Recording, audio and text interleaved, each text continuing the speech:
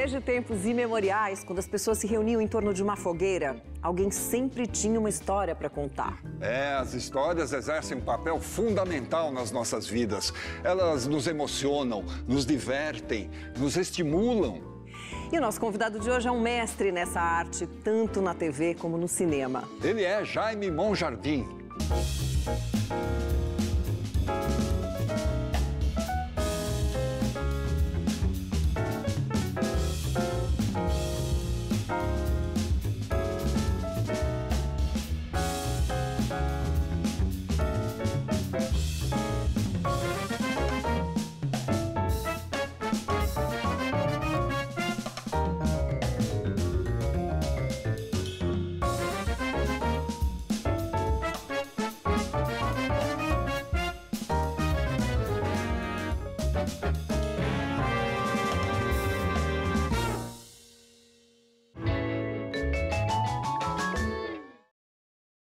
Jaime, muito obrigado por ter aceitado o nosso convite.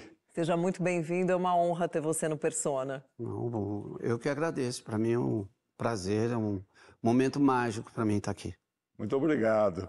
Jaime, para a gente começar o nosso papo, você vem de duas famílias muito tradicionais, os Matarazzo, de São Paulo, os Monjardim, lá do Espírito Santo. É um DNA cheio de pedigree, hein? Nossa, eu acho assim que juntando as duas dá uma explosão que a gente chama de vigor híbrido, né? Porque vem de uma família tradicional, de muita luta, de muito trabalho, né? De realmente conquistar São Paulo, conquistar as indústrias, fazer um império em termos de trabalho, de empresas, né? E depois o lado Monjardim, que é o lado mais artístico, né? Desde o meu avô, minha avó, todo mundo com uma veia artística muito grande, e aí vem minha mãe. Então, eu sempre digo assim, são duas famílias diferentes que quando se juntam dá um vigor híbrido. Agora, isso ajudou, mais atrapalhou na sua carreira? Não, é engraçado, porque quando eu comecei, eu assinava Jaime Monjardim Matarazzo, né?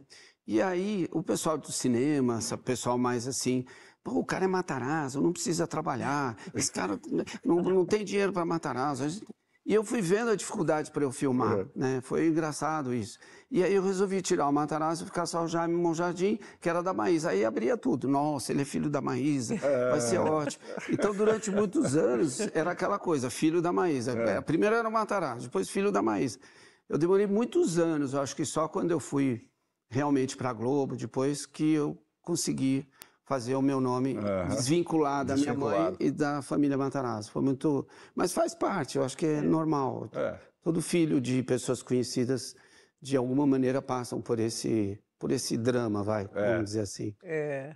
Bom, e depois de um ano da morte da sua mãe, você sentiu a necessidade de contar a história dela. Então, você rodou aí uma Super 8 para produzir um documentário e foi aí, através dessa experiência, que você começou a tomar gosto por contar histórias. Mas antes da gente falar da sua vida, vamos ver um quadro que a gente preparou sobre ela, né? Que é uma das mais reverenciadas intérpretes da música brasileira, sua mãe Maísa. Obrigado. Maísa Matarazzo, desde muito jovem, demonstrava enorme talento para a música e aos 20 anos de idade lançou seu primeiro LP, Convite para Ouvir Maísa, que incluía a sua composição Ouça. Vai viver a sua vida. O sucesso foi imediato, fazendo de Maísa uma das intérpretes mais populares e admiradas da música brasileira. Seu timbre de voz grave, profundo e aveludado era capaz de expressar dor, paixão e saudade de forma única e emocionante. E lhe valeram comparações com alguns dos maiores ícones da música mundial, como Sarah Vaughan e Edith Piaf. Como compositora, colaborou na criação de vários dos seus grandes sucessos. Mas ela demonstrou talento também como atriz, participando de filmes e novelas da TV Tupi. Maísa nos deixou em 1977, aos 40 anos de idade, num trágico acidente de carro na ponte Rio-Niterói. para a tristeza de seus admiradores.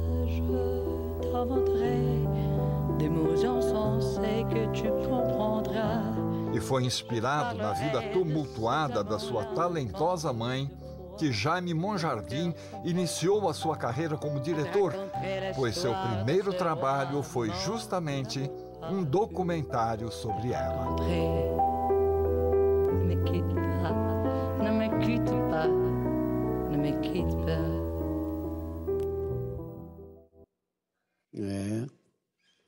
Não é fácil. E esse é um dos programas que mais fala de Maísa na sua intimidade, no seu gestual, na sua forma de cantar. O Nemequitpá mais bonito que tem está dentro desse programa. Então, assim, eu fico muito feliz, porque todas as vezes que eu preciso, de alguma maneira, relembrar aquela Maísa que todo mundo ficava fascinado, eu acho que esse programa traduz tudo isso. E aí você resolveu, então, rodar um filme em Super 8 para contar essa história da sua mãe. Então, na época, eu não conhecia ainda, eu tinha 22 anos, fui para a Itália, comecei a ver cinema, comecei a me interessar, e aí, na verdade, eu fazia filmes de casamento, lame-lame de filme de casamento e fotografia. E aí eu falei, não, vou fazer uma homenagem para minha mãe, fiz um primeiro filme de Super 8. Eu lembro que o Abrão Berman era assim o grande mestre do Super 8. O Papa do Super 8. O Papa do Super 8, o Abrão. E eu acabei fazendo um filme. Ele falou, não, vou botar no Festival de Penedo.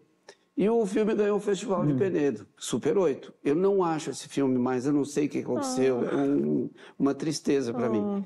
E aí o que aconteceu? Eu falei, não, peraí, eu vou fazer agora um 35mm. E aí fiz a mesma versão do filme 35mm.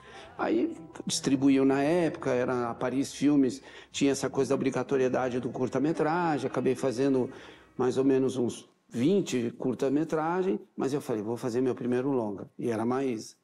Aí foi muito curioso, eu convidei a Carmen Monegal na época, eu falei, Carmen, você pode ir comigo, vamos lá para Maricá, e eu vou começar a desenhar o longa da minha mãe. Top. Aí foi lindo, ela fez coisas... Ninguém dizia que não era a Maísa que estava lá. Moral da história, eu falei assim, na Embrafilme, não conseguiu financiamento, e aí o Talma tinha acabado de recém-chegar na Bandeirantes. Aí o Talma me ligou e disse assim, eu sei que você está filmando um documentário, um longa da sua mãe. Como eu sei que você não vai conseguir o dinheiro, você não quer vir fazer um documentário? Aí eu fiz o primeiro programa de televisão, por causa da minha mãe também, na Bandeirantes. Que era um filme, Simplesmente Maísa, chamava. Lindo o programa, mas com muita coisa do Abu daqui. Ótimo. Desse acervo incrível, né? Agora, quando criança, você foi mandado para um colégio interno na Espanha, né? Onde você viveu por um bom tempo. Como é que foi esse período da tua vida? Esse foi um momento bem difícil para mim, assim. Eu fui com 7 anos, depois que em seguida que meu pai faleceu. Eu, na verdade, minha mãe já estava viajando direto, desde os 2 anos de idade. Eu morava com meus avós, tinha a minha mãe preta, que cuidava de mim, que era Lourdes. E daí, quando bateu 7 anos que meu pai morreu, minha mãe disse assim, não, você vem comigo para a Espanha. Aí eu fui com ela para a Espanha, fiquei assim 6 meses num colégio semi-interno, até que ela viajou e ela, bom, você vai ficar agora na escola. E eu fiquei longos 8 anos ali. Eu nem falava mais português, eu só falava espanhol, tive uma criação totalmente de colégio interno mesmo, assim. Isso eu só fui compreender, né, o motivo de estudo muitos anos depois, né, quando eu fiz 18 anos, 19, que eu e minha mãe, a gente conversou muito e colocamos a nossa energia na mesa, né? E aí ela entendeu, mas por outro lado eu também entendi que ela queria me preservar, né? Da vida dela aqui, das loucuras todas, de todas as coisas pelo que ela passou, sofreu, se divertiu. Então foi uma maneira assim de não fazer o Jaime viver essa coisa. E eu compreendi isso muitos anos depois e acabei entendendo, aceitando, fizemos as pazes, né? Foi logo em seguida que eu viajei de lua de mel, aí eu não vi ela mais. Mas a gente vê em fotografias da época, não sei o que, a relação entre você e ela passou a ser uma coisa muito calorosa, muito amorosa, né? Não, era bastante, mas assim, para mim também, eu via coisas muito difíceis para uma criança ver. Então, era um conflito do amoroso com o desastroso, né? Então, existia um pouco essa parte, mas isso é uma coisa que você só vai entender com o tempo. O tempo é o grande senhor de todas as coisas, né? Então, isso foi uma coisa que eu amadureci muito cedo, né? Porque eu voltei com 16 anos para o Brasil, fui morar sozinho já. Já fui para São Paulo, minha mãe ficava no Rio de Janeiro. Eu nunca mais esqueço daquela imagem. Eu cheguei num apartamento no Rio, ela não foi me buscar no aeroporto. Isso era a minha maior tristeza, né? Minha mãe não vai me buscar. Aí, quando abriu a porta, assim, do apartamento, eu falei para ela, não volto mais. Aconteça o que acontecer, não me peça para ir para a Espanha de novo. Abri, fechei a porta, entrei, fiquei meia hora, falei, estou indo para São Paulo. E aí, nossa, ficou um clima terrível, né? E a escola, tudo, né? A escola esperando a minha volta e tal. Falei, não volto. Mas foi aí que você descobriu, né, esse prazer de contar histórias, e aí você vai fazer um estágio com o diretor Michelangelo Antonioni. Então, aí quando eu comecei a ver que os filmes eram legais, que tinha um caminho para mim, eu estava só fazendo os curtas-metragem 35 já, né? E aí eu tive a oportunidade, fui para a Itália, conheci o Michelangelo, foi um dia inacreditável, assim, a gente marcou às 8 horas da noite na Piazza di Spagna. E todo mundo me falou, ele é o homem mais bem vestido da Europa, ele é não sei o quê, casado com a Enrica, que é uma menina muito jovem. E aí bateu, 7 horas eu já estava lá, né, tenso. Eu vou conhecer o Antonioni, meu Deus, que coisa incrível. Não acredito que eu estou aqui e tal. E aí ele chegou às 8h01. Aquela coisa britânica, mas não estava com aquela roupa toda que todo mundo diz, nada, chato pra cacete. Vamos, andiamo a mangiare, dove vuoi mangiare? Eu falei, não, onde você quiser. Fomos para o restaurante e ele foi ficando nervoso comigo, porque o meu italiano não era muito bom. E ele não tem paciência, um senhor já, né? Tinha uns 80 já, por aí, 75, 80, sei lá. Mas foi incrível, porque ele começou a me falar coisas. O que você está fazendo aqui? Você tem que voltar para o seu país, descobrir a sua personalidade, descobrir a sua forma de contar a história. Aí eu encontrei com o Glauber Rocha, falei, o Antonioni vai lá no Centro Cultural, vem junto. Não vai, de jeito nenhum, já está louco, não sei o quê. Fomos, passei os dois, eram 4 filmes. No segundo filme, para terminar, iniciar o terceiro, ele falou, para, não gostei. Não, cadê você nesses filmes? Não tem personalidade nenhuma nesses filmes. Foi um banho de geladas e de água fria. Aí eles me convidaram para fazer uma espécie de assistente de direção logo no início, que era um filme chamado, o primeiro filme digital, se eu não me engano, da Europa até, que era Identificazione di una Donna. Um filme feito já em vídeo, que foi um super fracasso, se eu não me engano, na época. Mas eu consegui acompanhar o início e depois vim embora para o Brasil e foi assim uma experiência mágica para mim, conhecer os grandes produtores italianos, conheci um cara que era o consultor espiritual do Fellini, que chamava Padre Angelo Arpa. E esse cara me deu informações, o Antonioni informações, até que eu falei assim, não, meu lugar é Brasil, vou voltar. E aí que eu voltei. Isso praticamente foi a sua formação de cinema, né? Você chegou a fazer algum curso formal? Não, na verdade, eu voltei. Lá eu assistia, em média, 2 filmes por dia nos cineclubes, né? Que era, então, assim, aquela bagagem de Rossellini, Pasolini, Fellini, eu estava um Line, né? Um Jaime Line, né? Mas era, assim, tão importante porque isso foi formando os olhos, né? Isso vai formando o som. Isso vai te trazendo uma temperatura interna de emoções. E quando eu voltei, foi exatamente quando eu conheci o Ramalho, Francisco Ramalho Júnior. O Ramalho estava fazendo um filme chamado Paula. E aí, quando eu contei meu currículo para ele, ele falou, não, vem trabalhar comigo como assistente de direção. Eu acho que é a hora da gente chamar o Ramalho, não é isso? Olha ele aí. Há muitos e muitos anos, um menino apareceu em meu escritório com uma lata de filmes. Queria que eu visse aquele filme com ele. Tão logo vimos o filme, eu olhei bem para o menino e falei, você é um talento. Passou a ser assistente em vários dos meus filmes, e de amigos também, e logo realiza um trabalho fantástico, Pantanal. Desde aí, tem sua carreira, filmes como Olga, Vendedor de Sonhos, Tempo e o Vento, e milhares de horas de televisão. Esse menino é Jaime Monjardim, Jaime Matarazzo. Um talento. Palmas para ele, muitas palmas. Palmas para você, Ramalho, porque o Ramalho foi meu grande professor. Foi um cara que eu aprendi a dirigir, a produzir, a ser um bom assistente de direção, que é muito difícil. Assistente de direção, talvez, eu acho que é o cargo mais... Assistente de direção e assistente de produção são os que mais ralam, não adianta. E eu aprendi com o Ramalho isso, porque depois a gente começou a fazer produções do Babenco, produções da Ana Carolina, e eu passei a ser meio braço direito do Ramalho na época. Então foi incrível, uma experiência maravilhosa. Tive a oportunidade de conhecer, né, tantos diretores brasileiros importantes que você... Na verdade, eu acho que o maior patrimônio que a gente pode ter são as informações, né? Você colher dessas pessoas a magia pela qual eles trabalham e você tentar entender essa magia e traduzir para a sua magia, né? E isso não tem preço, né? A informação que o Ramalho me deu foi fundamental para a minha formação hoje, de poder viabilizar uma novela, viabilizar um orçamento, por exemplo, gigante, como era um orçamento, por exemplo, para Passaporte para a Liberdade. Como fazer aquela minissérie, que é gigante, custar esse tamanho e todo mundo achar que custa isso tudo. Isso, quem eu aprendi com isso tudo foi com o Ramalho, foi com a Ana Carolina, foi com tanta gente bacana que valeu a pena mesmo. Agora, tanto no cinema quanto na TV, você disse que é um bom texto, é o que dá o tom, é o que dá a trilha do trabalho. Fala um pouco sobre isso, Jaime. É porque, assim, não adianta... Um bom diretor não salva um mau texto. Agora, um bom texto salva um mau diretor. Por quê? Porque o texto é a base de tudo, não adianta. Um texto de novela, um texto de cinema, ele tem que estar pronto, você tem que imaginar, ele tem que te emocionar no papel.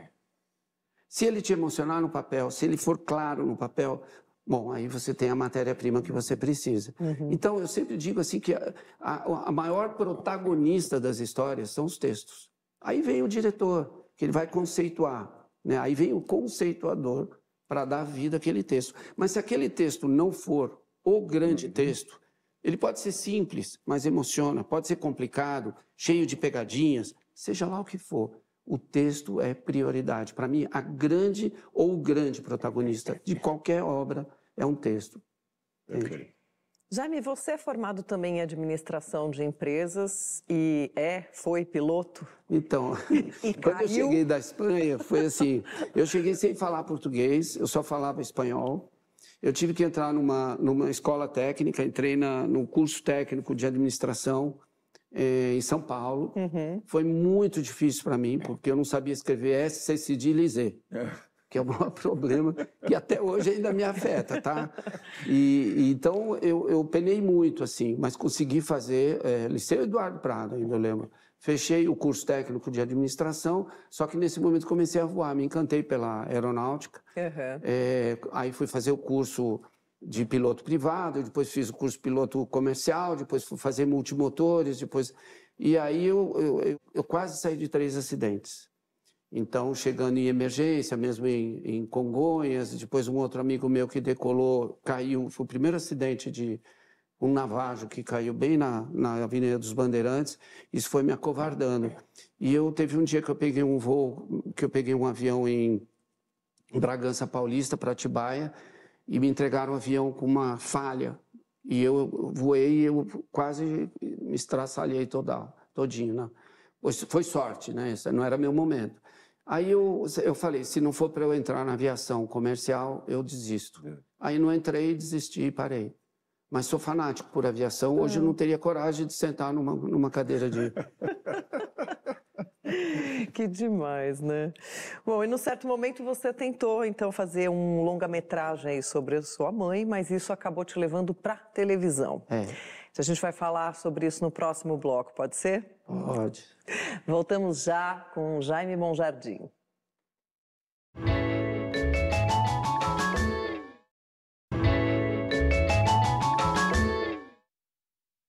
Pronto, estamos de volta para continuar o nosso papo com Jaime Monjardim. Então a história é essa, foi tentar produzir um longa-metragem sobre sua mãe, não conseguiu, acabaram te levando para a televisão E você acabou dirigindo uma novela chamada Braço de Ferro, na TV Bandeirantes, uma novela para criança. Olha só quem fala sobre isso. Jaiminho querido, como nós fomos parceiros, como nós convivemos na vida e na arte durante todos esses 50 anos da minha carreira e tantos, quase 50 da sua, daqui a pouco você completa também. Que alegria, que momentos lindos que tivemos juntos, proporcionados por você, por mim, por nós. Nós temos uma coisa que nos une mais do que as novelas que você dirigiu e que eu escrevi, mais do que as novelas que você dirigiu e eu atuei. Nós temos em comum uma criança que existe dentro de nós. Você reconhece a minha criança me chamando de Marquinhos e eu reconheço a tua criança te chamando de Jaiminho até hoje. Cara, você é um dos maiores artistas deste país, você é um dos mais criativos e sensíveis artistas desse país. Mantenha, eu sei que você mantém, a criança que existe em você. Nós precisamos dela. Um beijo no teu coração. Nossa, o Caruso é... A gente é muito tempo juntos, né? Porque, assim, ele escreveu não só Braço de Ferro, depois Ana Raiz é Trovão, depois ele fez praticamente todas as novelas que eu fiz. Era impossível não ter o Caruso, né? E o Caruso é um grande escritor. Pouca gente reconhece o Caruso como escritor, mas... assim, eu lembro que há pouco tempo eu liguei para ele e falei, Caruso, vamos escrever uma novela? Ele falou, não, de jeito nenhum, me tira dessa. Mas, Caruso, por favor, você escreve bem pra caramba. Então, o Caruso tem uma... Primeiro que ele, como ator, é uma explosão, né? É um dos principais, né, atores brasileiros. E acho que é um criador incrível, então ele está sempre ali na batalha, no teatro, na televisão, fazendo personagens difíceis. O Maneco deu para ele muitos personagens bem complexos, assim, né? Então, assim, além disso, é um grande amigo que a gente quer continuar sendo criança, né? Muito bom. E logo depois dessa novela, o Newton Travesso te levou para a TV Globo. O Newton, para mim, é padrinho, pai. E lá você foi um dos diretores de Roque Santeiro, né, que tinha sido proibida pela censura 10 anos antes. E aí tinha uma enorme expectativa em cima dessa novela, né? Como é que foi que rolou? Então, eu já tinha feito várias novelas, né? E quando surgiu o Roque Santeiro, o Paulo Biratã, que era o responsável, me chamou e disse assim, Jaiminho, quer vir fazer comigo a novela? Eu falei, lógico, Paulinho, para mim. Eu estava fazendo Partido Alto, ele me tirou do Partido Alto e fomos juntos fazer aquilo que era, né, já era um problema, porque era uma novela censurada, como trazer de volta o Dias Gomes, assim, um cara que foi assim, um grande bênção na minha vida, ter compartilhado com o Dias momentos incríveis, né? Um grande autor que ele é e será. E aí eu lembro do primeiro dia, até foi maravilhoso, o primeiro dia de estúdio, estava a Regina vestida de porcina, se olhava no espelho e disse, meu Deus, como é que eu vou fazer isso? Que loucura, a namoradinha do Brasil, né? Começando a gritar, e eu lembro que era uma cena da Ilva Ninho com ela e o Lima chegando, e foi assim, fantástico, porque o Paulo começou a desenhar essa figura da porcina, e ela fazia de um jeito, o Paulo, não, vamos arriscar. Aí a hora que ela, acho que ficou até tão nervosa que ela arriscou, aí é isso. Mina! Santinha! E tu desconfiando de mim, compadre? Um sacrilégio! Isso é demais! Santinha! E aí foi lindo, foi um trabalho maravilhoso. O Paulo ficou, assim, praticamente os primeiros 24 capítulos. Depois ele me entregou a novela, eu segui a novela. Aí tinha também o Marcos Paulo, fez comigo uma parte da novela, e o Gonzaga Blota também fez um pedaço comigo. Que foi meu mestre, o Gonzaga Blota, na televisão. Assim, o primeiro trabalho que eu fiz na Globo foi Voltei Pra Você, que era o Gonzaga, e eu acabei assumindo uma parte do Gonzaga, que ele veio para... Eu fiquei fazendo as externas e ele veio para o estúdio. Então, assim, Rock Santeiro realmente foi uma magia, né? Sabe? O último capítulo, eu lembro que tinha o Dias me pediu para gravar 3 versões. Aí o Dias me chamou e disse assim, Jaime, vem para cá. 7h30 da manhã eu já estava na porta da casa dele. Sentamos ali na sala. E aí, Dias, qual é a versão que vale, né? Porque nós tínhamos 3 versões. Ele escolheu essa versão aqui. Aí eu falei, mas Dias, por que você está escolhendo essa versão que todo mundo espera e tal? Ele disse, não, mas se eu escolher essa versão, ninguém vai falar da novela depois, vou escolher a mais polêmica, essa aqui. Pronto. Aí foi uma discussão enorme depois, todo mundo começou a falar do último capítulo e tal. E aí foi aquele momento de ir lá para a emissora, montar o capítulo, colocar a última cena e preservar. Fizemos a cópia master e a cópia de segurança e foi aquela vigia para ninguém saber, né? Porque se vazasse, qual era o final, ia perder a graça. Porque a imprensa estava toda ali sedenta, não era que nem hoje que você tem, né, em 2 segundos, né? Mas iria se espalhar rapidinho, né? Aí a prova do texto, que eu quis te falar. O texto é tão bom que aí prova, né, que é só você dar aquela roupagem num texto que é maravilhoso, um texto que falava muito sobre o Brasil, criticava o lado político, né? Então, assim, um texto bem escrito não tinha erro. Jaime, bom, Milton Travesso, olha ele aí de novo, né? Foi quem te levou também para a TV Manchete, né? E aí você agarra a saga Pantanal, né? Um projeto do Benedito Rui Barbosa, que a Globo tinha recusado. E aí foi aquele empenho, né? O que te levou a topar também uma produção dessa aí com uma estrutura absurda de produção? É assim, o convite do Nilton na época era para eu assumir a direção artística. Aí eu fui, começamos a mexer na parte... primeiro, assim, tinha que mexer na programação de linha de show, a gente criou o Bar do Barata, depois nós tocamos com o Agildo Ribeiro, depois a gente fez um monte de programas para poder trazer dinheiro para casa. A casa precisa. Mas antes disso, eu queria falar assim, existe um homem por trás de tudo isso, que é o seu Adolfo Bloch. Né? Um homem que conviveu com Juscelino Kubitschek e Oscar Niemeyer, os 3 juntos, andando dentro de um voo, visitando Brasília, você tem que respeitar. Esses caras são diferentes. E seu Adolfo era diferente. Então, seu Adolfo queria qualidade, beleza, estética. Né? Um homem como ele, que fazia aquela arte toda em volta dele, né? Então, ele era um homem com um bom gosto tão grande e que me adotou. Foi assim, incrível a minha relação com o seu Adolfo. Então, esse bom gosto dele, ele me falou assim, meu filho, eu tenho um sonho de fazer Cananga do Japão. Vamos fazer? Eu falei, seu Adolfo, projeto caro, de época. Não, eu quero fazer. Vamos fazer. Putz, fomos lá, fizemos. Lembro que eu chamei a Tizuka, falei, Tizuka, vou ter que fazer um monte de coisa, você pode tocar a novela. Foi um sucesso, mas um sucesso de 6 pontos, 7 pontos, mas já era fantástico, né? E aí eu fiquei sabendo que o Benedito não estava satisfeito na Globo por causa do horário. Ele queria fazer novela das 9, das 8 na época.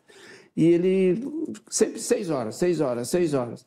Aí eu liguei para o Benedito, sabia que tinha o Pantanal, já sabia dessa novela, por causa do Erval Rossano, que o Erval foi até o Pantanal, chegou lá e disse assim, não, impossível fazer a novela aqui.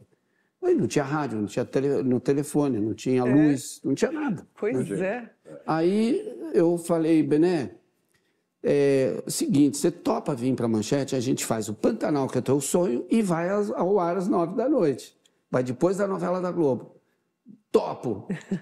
Aí foi um caos, assim, porque a Globo liberou. Seu Adolfo ficou felicíssimo. E a gente começou a produzir. Aí eu fui ao Pantanal. Quando eu poso ali, eu falei, putz, é aqui. Agora, como que a gente vai viabilizar aqui, eu não sei. Então, nós passamos 6 meses preparando. E aí a gente recebeu o elenco. Eu falei, primeiro, na hora de formar o elenco, eu falei, pessoal, é o seguinte, as regras são essas. Vários vão dormir no mesmo quarto, não temos telefone, a luz apaga às 10 da noite. Tudo bem? Tudo certo? Vocês estão conscientes? O combinado não custa caro. Imagina, estamos contigo, estamos não sei o quê.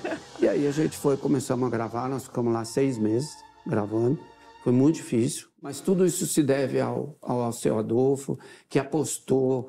Depois veio Ana Raio Zé Trovão, foi um escândalo, assim, porque nós terminamos com... Peraí, Ana Raio Zé Trovão. Aí você pegou, já tinha o desafio do Pantanal. Aí você vai fazer o Ana Raio, que praticamente não tinha estúdio. Não, praticamente não. Zero estúdio. Road movie. Road movie. Foi assim, nós criamos as carretas. Eu pedi ajuda ao Beto Carreiro na época. Deus o tenha, maravilhoso Beto, que me ajudou muito. E eu falei, Beto, como é que eu faço uma caravana? Que eu vou ter os estúdios, para mim, vão indo para os cenários do Brasil, né? E ele falou, você vai conseguir levar tudo através de uma estrutura de circo. E foi lindo, porque eu criei uma caravana, tinha 1 quilômetro, essa caravana indo pela Dutra, eu nunca mais esqueço. Depois fui para o Rio Grande do Sul, fomos para Mato Grosso, e a história, o Caruso ia escrevendo junto com a Rita Buzari e a Jandira Martini, pelo caminho. Eu dizia, olha, nós estamos indo para a cidade e tal, a cidade tem isso, agora escreve para isso. Eles eram loucos também de aceitar isso, nenhum autor aceitaria isso. E eles foram fazendo, foi mágico. Que doideira. Então nós saímos de 35 pontos de audiência, dando assim, a Globo ficava com 17, 18, 19, e a gente 35.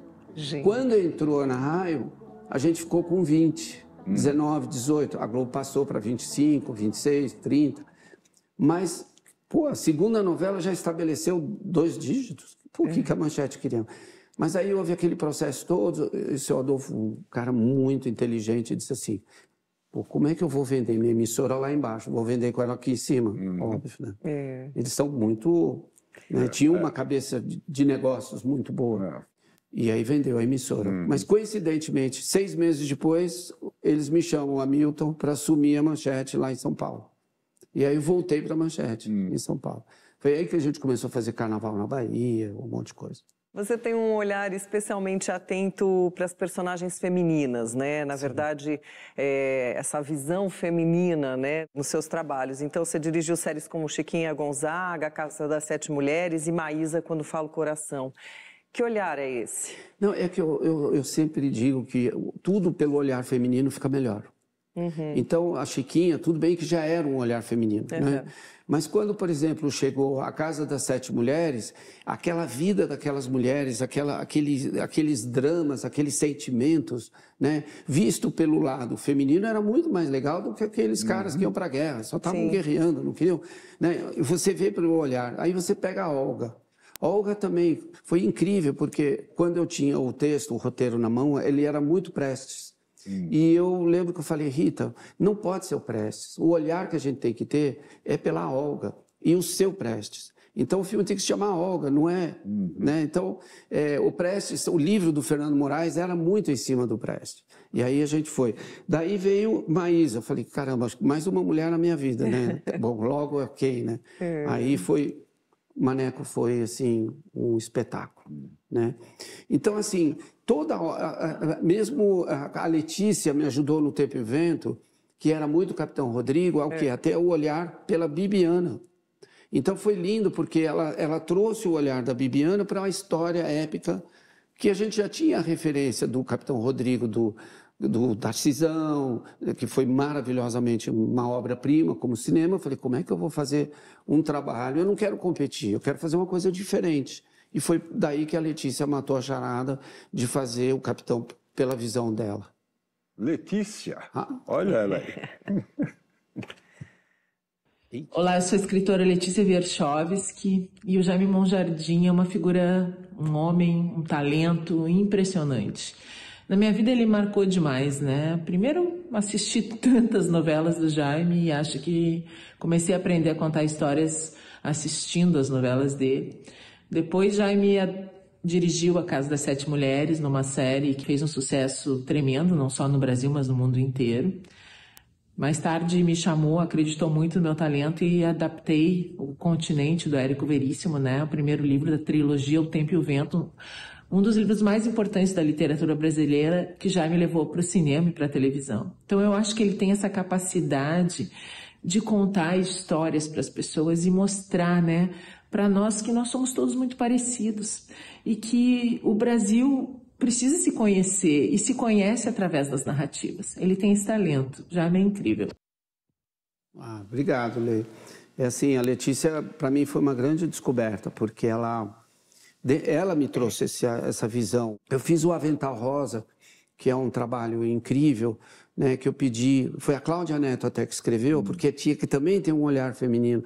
Então, eu acho que a gente ganha muito quando a gente consegue fazer pelo olhar feminino. E você tem novos projetos com a Letícia, né? Tem, maravilhosos. A gente está... Bom, ela escreveu o roteiro para mim de Maria Bonita, que é um sonho que eu tenho há muito tempo de fazer, para cinema, não para streaming. E eu imagino Maria Bonita muito grande na tela, com uma visão meio Sebastião Salgado, sabe assim? Que lindo. Aquela visão mais... Só que a cores, né? Então, eu sempre cito o Sebastião, porque eu acho que ele, para mim, é um gênio, né? Se eu diria assim, quem é hoje a pessoa que você mais admira em termos de imagem? Sebastião. Aí ela escreveu o roteiro, aí a gente está desenvolvendo Romaria, que é uma novela assim, que é meu sonho, né? 7 filhos perdidos pelo Brasil, norte, sul, leste, oeste. E em Romaria, o irmão mais velho promete que vai juntar a família toda de novo. Simples. Mas que se passa no sertão, onde não tem água, onde é muito difícil, mas a história se passa em 3 tempos. Em 1700, que é a história de Nossa Senhora Aparecida, que todo mundo acha que ela foi encontrada no Vale do Paraíba, e não é. Ela veio da Alemanha em 1700 e pouco e foi parar nas missões jesuíticas, e a partir das missões elas foram distribuídas. E uma delas foi parar no Vale do Paraíba. Então tem toda essa história. Então ela se passa nesse período, se passa no período dos anos 90, mais ou menos, que é a história dessa família no sertão, e se passa nos dias de hoje, 2024, 2025. Então, é uma história linda, que eu estou apaixonado, a gente passa dias trabalhando no roteiro, né? Que a história tem que ser, quando você lê, você tem que, meu Deus, que coisa linda. Você vai me perguntar aonde vai, eu não sei, porque essa era uma novela que realmente eu estava preparando para a TV Globo, mas agora com a minha saída, ela continua sendo escrita, ela vai estar prontinha para a qualquer momento a gente discutir onde ela pode ir. Obrigado pelos spoilers. Bom, vamos para mais um intervalo e daí no próximo bloco a gente fala do Anjo de Hamburgo, pode ser? Lógico. Voltamos daqui a pouco com Jaime Monjardim.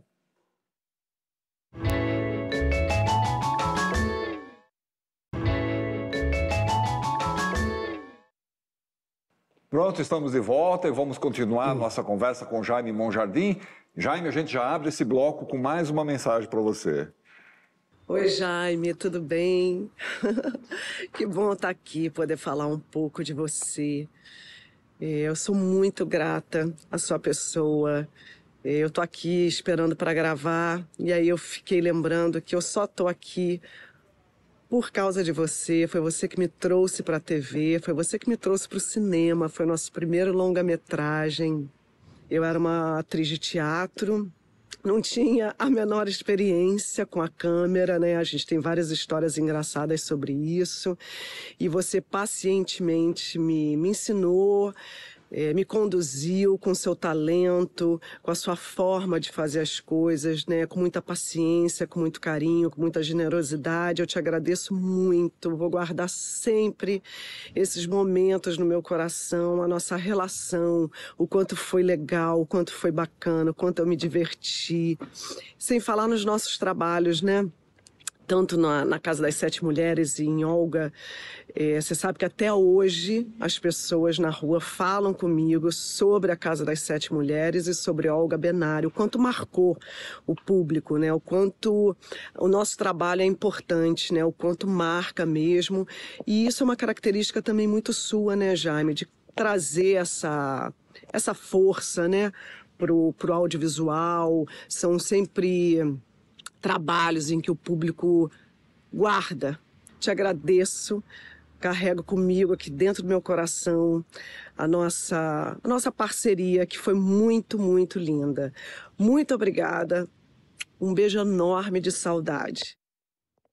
A Camila é impressionante, assim, nossa identificação. Eu lembro que quando a gente se encontrou, eu ainda não tinha o filme.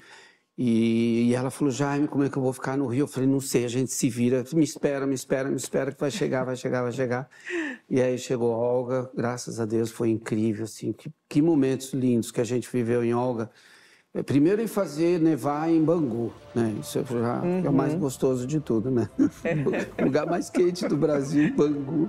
Então, assim, foi uma experiência que a gente viveu muito juntos, porque a gente tinha que estar muito ligado, assim, cenas muito fortes, cenas corpos e tirar a criança, que foi uma cena muito difícil para a gente fazer, mas foi uma relação linda que depois a gente, na Casa das Sete Mulheres, eu falei, pô, eu quero fazer o personagem mais lindo da Casa das Sete Mulheres para você. Eu sempre digo a ela, você é a nossa Fernanda Montenegro jovem, né? Ela tem essa alma de entrega, né? Agora, Jaime, como a gente estava falando, você sempre teve esse olhar especial para as personagens femininas, tá? E outro trabalho seu com essa característica foi o Passaporte para a Liberdade, a primeira série da Globo em língua inglesa, e sobre uma personalidade até então pouquíssimo conhecida aqui no Brasil, do público brasileiro, apesar da importância do trabalho que ela fez, humanitário, né?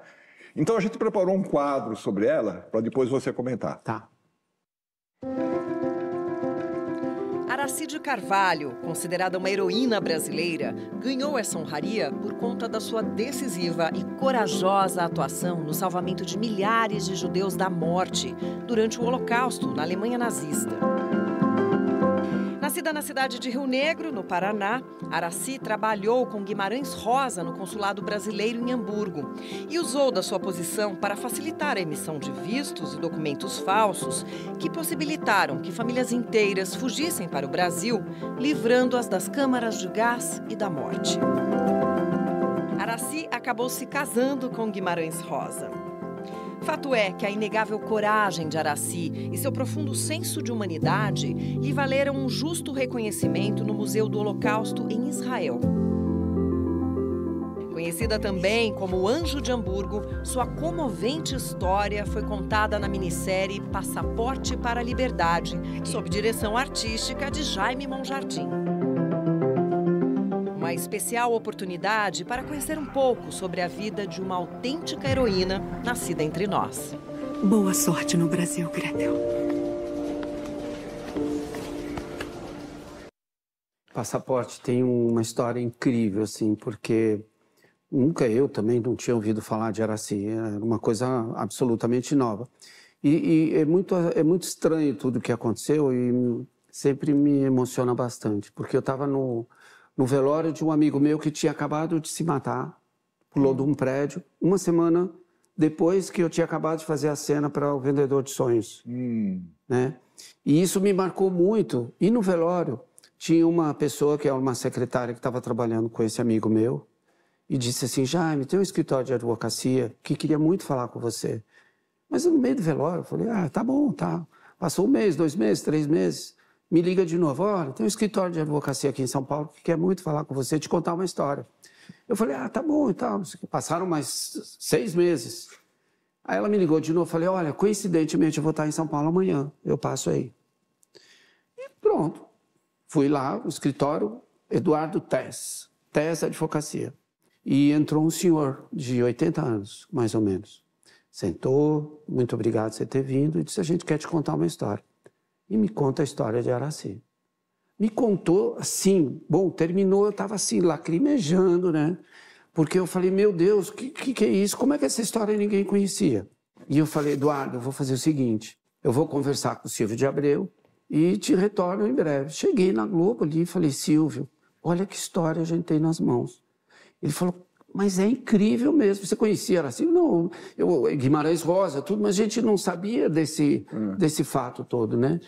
Ele ficou na hora, o Silvio falou, Jaime, eu vou tirar o Mário e da novela que ele está escrevendo, vamos escrever a minissérie. E foi incrível, porque foi uma minissérie que, infelizmente, quer dizer, felizmente a gente começou antes da pandemia, fomos para a Argentina, que eu tinha a Europa lá na Argentina, não podia ir para Berlim, não podia ir para Hamburgo, mas eu tinha em Buenos Aires toda a característica.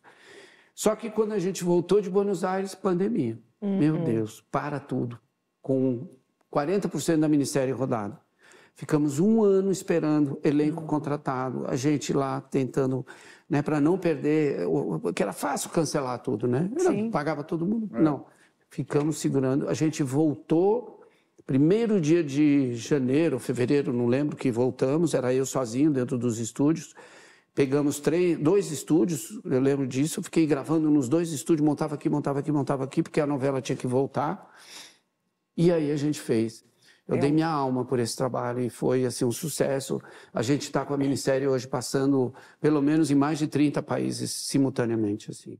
Você citou o Maneco, né? E a gente queria que você falasse um pouco, porque você disse que Manuel Carlos foi um presente para você. Nossa, o Maneco é um pai, é um padrinho, um irmão, mas mais pai mesmo, assim. Ele foi, primeiro, muito generoso, né, em tudo que a gente fez, sempre respeitando muito a figura do diretor. O Maneco trabalhou muitos anos com o Paulo Biratã. E essa parceria dos dois, eu aprendi com o Paulo, esse lidar com os autores, né? Que é uma coisa muito difícil, a gente sempre tem que tomar muito cuidado, né? E essa relação autor-diretor é um casamento. E marido e mulher brigam de vez em quando, autor e diretor brigam de vez em quando. Mas o Manuel Carlos, ele era uma pessoa muito clara. O Maneco é uma pessoa que te diz uma coisa e aquilo. Né? Nós passamos maus momentos juntos, mas sempre juntos, e os maravilhosos momentos juntos. E quando ele fez Maísa para mim, eu falei, Maneco, você acha que a gente consegue fazer isso? Ele falou, Jaime, fica tranquilo, entrega nas minhas mãos. E eu vou te dar isso de presente. É o meu presente para você. O Maneco escreveu para mim. E isso para mim não tem preço, assim, né? Eu hoje vou visitar ele, a gente conversa. É uma pessoa que está assim num momento, né? A vida dele é muito intensa, né? Você vai no Leblon, você vê o Manuel Carlos por todas as esquinas, né? Você vai nas bancas de jornal, é o Manuel Carlos. Você vai numa padaria, é o Maneco. E o Maneco, quando escreveu Maísa, realmente foi assim, de uma generosidade. Ele falou, Jaime, eu não vou omitir nada. Toda a vida da sua mãe vai estar aqui. Só que com muita delicadeza e com muita paixão. E aí está lá, a história está toda lá, tem toda a parte difícil da vida dela, mas contada com muita dignidade, com muita... E que eu acho que isso faz do Maneco realmente os 3 maiores autores do Brasil e sempre será, né? Então, a minissérie Maísa, falando sobre a sua mãe, quem será que mandou uma mensagem para você? Não consigo imaginar. Bom, eu trabalhei com o Jaime uma única vez, mas eu acredito que tenha sido numa das obras mais importantes da carreira dele, por se tratar da vida da mãe dele, da Maísa, e por consequência da vida dele também, né? Uma coisa que me marcou muito nesse trabalho foi a confiança que o Jaime teve no meu trabalho de atriz. Porque ele me deixou muito livre, assim, para eu escolher qual o caminho que eu ia trilhar para compor essa personagem tão importante para ele, né? Ele se cercou de pessoas muito inteligentes, muito capazes e muito apaixonadas pelo projeto, que fizeram esse trabalho de composição comigo, que durou 6 meses. E aí, quando finalmente a gente chegou no set, era muito bonito, assim, a forma que ele trabalhava, porque ele dizia para mim assim, mostra. E aí eu mostrava o que eu via da cena para ele. E aí, a partir daí, ele ia pensando, né, nos movimentos de câmera e como é que ele ia fazer para contar aquela cena, a partir do que eu já trazia. Eu guardo com muito carinho essa experiência de confiança de um diretor no trabalho da sua atriz. Meu mundo caiu. É assim, a Larissa, essa é uma história bonita de contar, porque... Eu estava procurando as atrizes, né? E aí teve um telefonema de alguém lá do Rio Grande do Sul, de Porto Alegre. Diz assim, já me encontramos a menina. E eu falei, mesmo, tem certeza? Que era muita gente, né? Eu estava procurando no Brasil inteiro uma Maísa. E aí peguei o avião, fui para Porto Alegre, cheguei numa produtora que estava cuidando disso. E assim, ela entrou, eu fiquei assim, será? E aí meu Deus, mas os olhos dela eram muito fortes, né? Aí eu falei assim, liguei pro Fernando Torquato, eu falei, Fernando, vamos fazer uma experiência com essa menina? Bota ela como Maísa.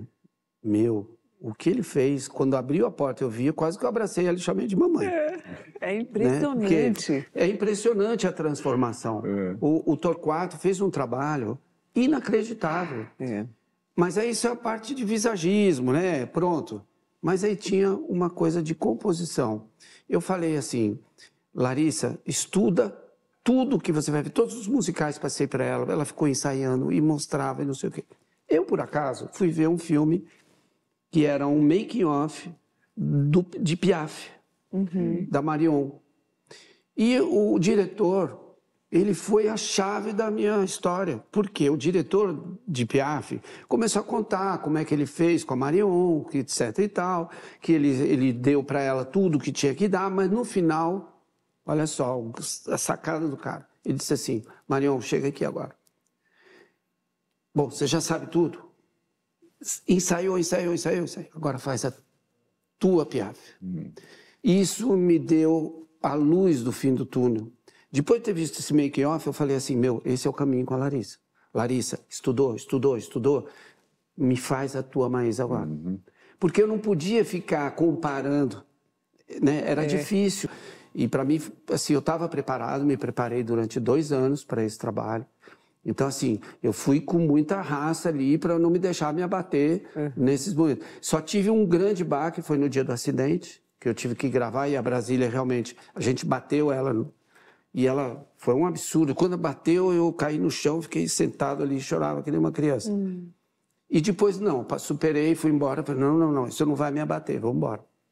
Mas eu devo isso tudo ao Maneco e à dedicação da Larissa.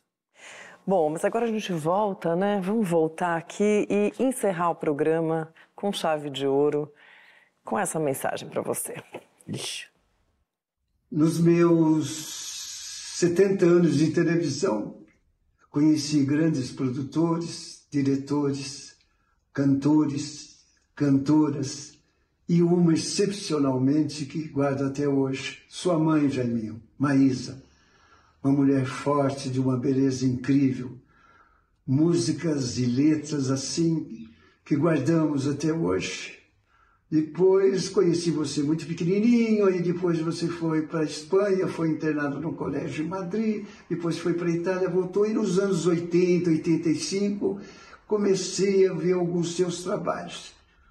Depois da TV Globo, de muito tempo, nos encontramos, e no dia do seu aniversário, dia 19 de maio, eu assumi o núcleo das 6.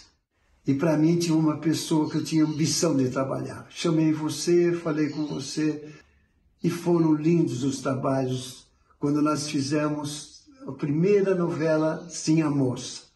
Aí o Jaime construiu imagens maravilhosas. Depois, Direito de Amar, que eu achei que foi uma obra de direção, de conceito, e que você conseguiu construir um grande elenco.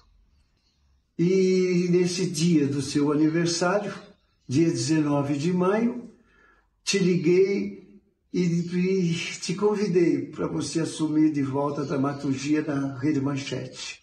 Fez um lindíssimo trabalho numa ideia do seu Adolfo Bloch, Cananga do Japão. Depois, você conseguiu nesse índice começar a trabalhar uma novela que estava encaixotada, estava na gaveta há 5 anos, chamado Pantanal. E foi aí que o Jaime criou uma nova linguagem na televisão. Deu um novo tempo para as imagens, para a sequência. Ele foi criando imagens incríveis até chegar nos atores, chegar nas atrizes. Foi uma concepção completamente nova, que eu não esqueço jamais. Depois de Pantanal veio a sua grande criação, que foi feito também, tenho certeza, com alma e coração. Ana Raio Zé Trovão, todinho feito em locações. Nunca entrou no estúdio para fazer uma imagem. Que coisas lindas que você conseguiu fazer. Deus te abençoe e Deus te dê caminhos novos desafios, que é exatamente o que você gosta. Jaime, parabéns, fico com Deus, eu te amo. Tem que engolir saliva. O Newton é assim, nós vivimos um para o outro, né? É uma vida de muita troca, né? Eu sempre escutando os conselhos. Tem um ditado chinês que diz: só os mais velhos têm direito ao discurso, né? E o Newton foi aquele cara que passou a vida inteira dizendo: Jaime, Jaiminho, olha, toma cuidado aí, toma cuidado ali. E o Newton, para mim, é assim, eu espero vê-lo amanhã ou depois da manhã, estou louco para visitar ele. Agora vou agradecer pessoalmente esse momento que ele... Mas o Newton foi um cara que acreditou muito em mim, porque primeiro o cara que me levou para a Globo, depois foi o cara que me levou para a Manchete. E assim, tem algumas coisas assim que eu digo, os poucos elos que eu tenho com a minha mãe, eles, devagarinho, ele é um dos poucos que está lá. Se eu puxar o fio, vem minha mãe junto, né? Então, existem algumas pessoas, muito poucas, né, que hoje estão aqui e que eu preciso estar com eles para poder me aproximar um pouco da minha mãe. E o Newton é um deles. Que lindo. Beleza. Obrigada pela sua presença. Uma delícia percorrer a sua trajetória tão grandiosa. Muito obrigado, eu que agradeço. O Newton fala isso, quer dizer, que Deus te abençoe, que Deus te dê força para continuar contando histórias, que é isso que a gente precisa, né? A gente precisa ouvir as nossas histórias para a gente se conhecer melhor. E agradeço muito a sua presença aqui, por ter vindo contar a sua história para nós. Eu que agradeço, estou muito feliz de estar aqui e entrar nessa casa TV Cultura, para mim, é um sonho, sempre poder estar presente de alguma maneira no lugar que também foi, digamos, o lugar mais lindo que minha mãe teve a oportunidade de fazer um programa. Muito obrigado a todos que acompanharam o nosso programa. Lembrando que quem quiser rever ou recomendar o Persona, o programa está disponível no YouTube e a gente se vê no próximo domingo. Até lá. Até lá.